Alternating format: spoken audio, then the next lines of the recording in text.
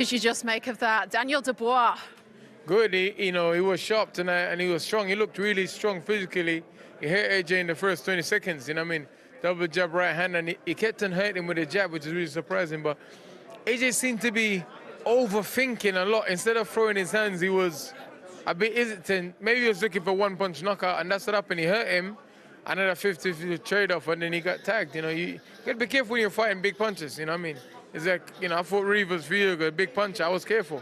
I stick behind my jab and kept it moving because I did get knocked down, but I got up and, and made the little calculations I need to make and change the fight. But Dubois did great. He did good. I have nothing to say. He put an amazing fight. In terms of heavyweights, where does that rank Dubois now?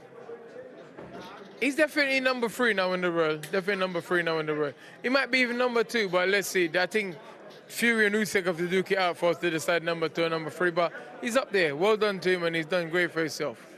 Thank you. Thank you. Thank you so much. The thoughts there of Dillian Whyte. We're also going to get the thoughts of Joyce. He's speaking with JD now. Joe, wow. When the heavyweight division seems like it can't be shaken up again, once again, it's shaken up. You tell me your thoughts of what you saw in there with Daniel Dubois now being crowned once again the IBF heavyweight champion of the world.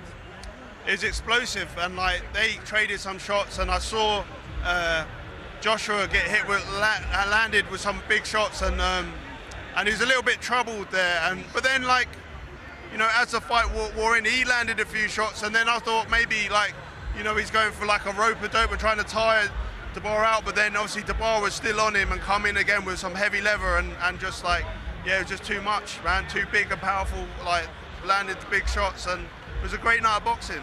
Does that shock you at all, Joe? Like, just watching that, knowing both of those fighters so well, does that shock you? Yeah, but I knew I wasn't going to see the last bell because them guys can hit. So, yeah, I thought it was a great fight. Tell me what you saw in there from Daniel in terms of his approach from the beginning, because it feels like he wanted to assert himself from the opening bell.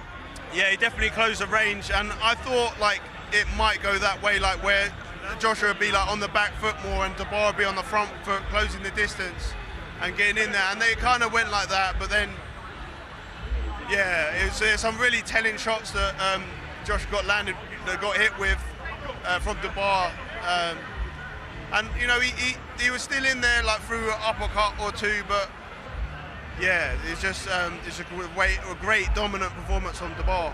That must make you itch a little bit, because you think about what you did to Daniel in a very similar situation. Where would Joyce be landing right now? Yeah, well, let's make the fight, man. Like, I need to get back in the gym, and I'm coming for it, man.